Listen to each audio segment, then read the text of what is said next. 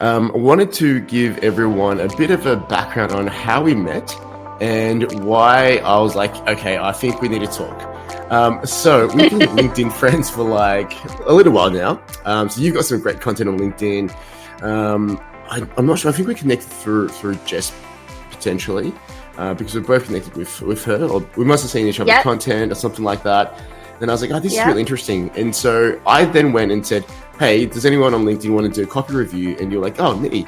And I looked at your copy and I just said, damn, I don't know if there's much I can change here. Like, this is actually really good copy. And then obviously I read your story and I was like, okay, this is kind of interesting. So the thing that really got my attention was you're the mother of 3 children. Got your own business helping with the technology side of things.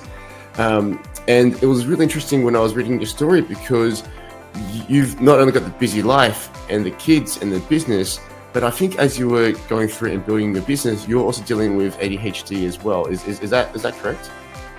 Correct. Yep. I was diagnosed with ADHD when I was 16 years old. And I think you've built this amazing business because if I'm not wrong, it's a 7-figure business.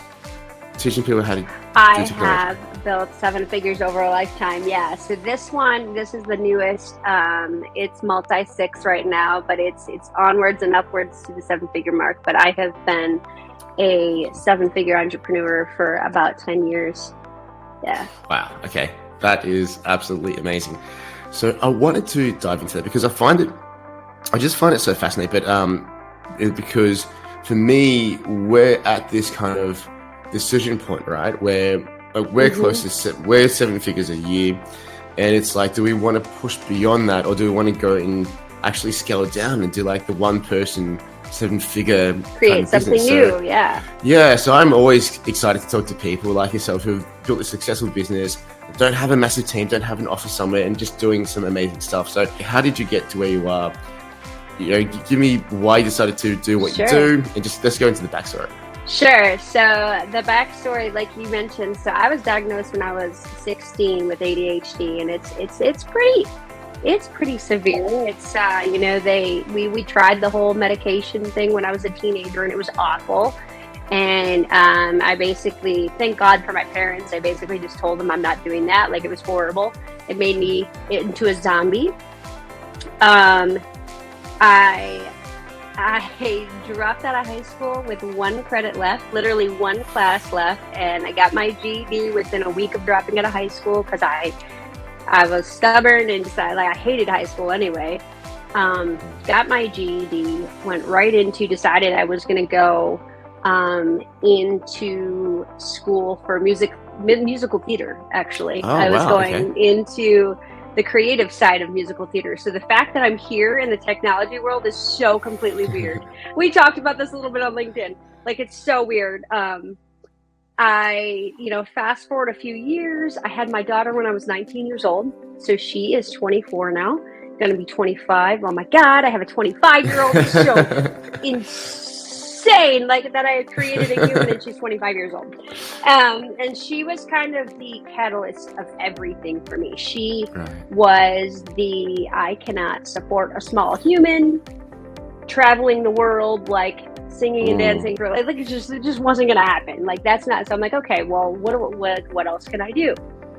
So I went to school for actual front-end development. So I started out my career as a front-end developer, actually hand coding and building websites and user experience, application design and stuff like that. And I still dabble. Like, that's the stuff that I do for fun. In case you're wondering how much of a geek I am, yeah, I do that for fun. Nuts. Anyway, we'll get into that later. That's like two different worlds, right? But yeah. Anyway, sorry, go on. Totally 2 different worlds. So I started doing that. I met my mentor, and he and I contracted together for a long time. He took me under his belt, taught me everything that I know about the back-end system side of technology, the actual coding. Shifted into realizing that I really understand user experience from a brand perspective, and I took the knowledge of building software and systems and applications into the front end side of it, and was able to walk into corporate America and got really lucky, met some people, and got my first corporate job because I was able to tell them why their software wouldn't work for their customers. Wow, I can tell you why this is going to fail. And one, it has to do with how it's built, and how it's built is going to affect the experience from a user's perspective. And so that was like my interview. Like that's what I told the guy in my interview. Let me tell you why you guys suck and you have to hire me. Yeah, like, here's why this isn't going to work. Let me help you fix it. And Nice. I got the job. I was promoted 3 times in like 2.5 years. Wow.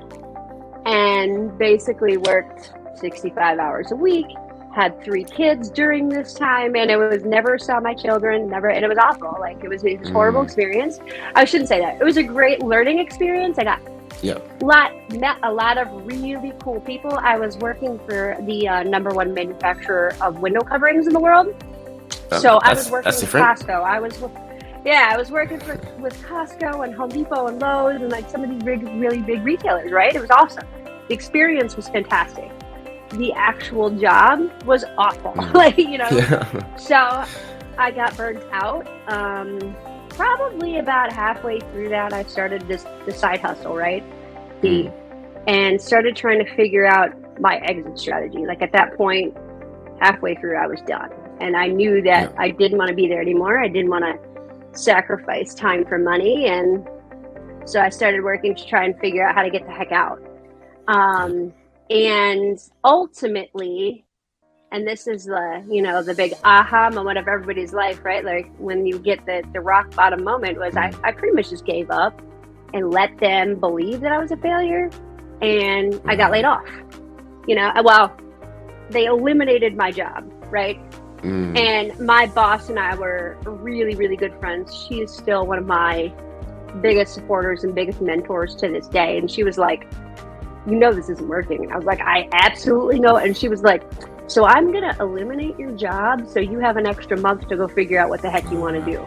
So she was super cool and awesome and fantastic. And see, unfortunately, a lot of other people don't have that, right? Like when they hit the burnout for corporate, they don't get that. Like I had somebody who was in my court and knew that this wasn't going to work out. So that got me here. So I left. Now, we're probably going to get into this because I'm sure you're going to ask me these questions. So I'm just going to throw it out there. I'm going to tell you right now, like I got really freaking lucky when I left. I had people that I had networked with over the 10, 12 years, big people, big corporations that were willing to hire me as a contractor. So I kind of got to leap forward and like jumpstart my side hustle because they were willing to hire me. Now, was it 100% sustainable, like regular income all the time? No, but it was really big contracts for 3 months, 6 months, 8 months. So it was like big things. And unfortunately, that's not everybody's situation. But I had the connections in these bigger corporations that were able to like throw stuff at me, which was really nice. Otherwise, I wouldn't be here right now, right? I wouldn't be here trying to figure out how to keep this thing going, right? Yeah, I actually don't think that. I think having gone through a similar experience myself, I think you would have figured it out one way or another. It's kind of what we do. It's as entrepreneurs, as business owners, it's kind of what we do, right? If one path doesn't work, you just find another way. Even though, a lot of the times the path really sucks. Like it sucks balls, but you should figure out a way to do it. Yep. But I think that's what you did was kind of, I think it's such a smart way of doing it, because when I left corporate, I just went and said, I'm going to do something completely different, because I'm from an IT background as well. I used to run business intelligence. I used to be a BI analyst and run business intelligence teams. And that was like spreadsheets from 8 to 6 every day, trying to interpret data where you've got no, just throwing stuff in the air and just made no sense. But so when I left, computer science, like data, like college. That's why I didn't do that. That's why I didn't go into that, because I was like, that's way too much math for me. I would much rather pay somebody else to math for me.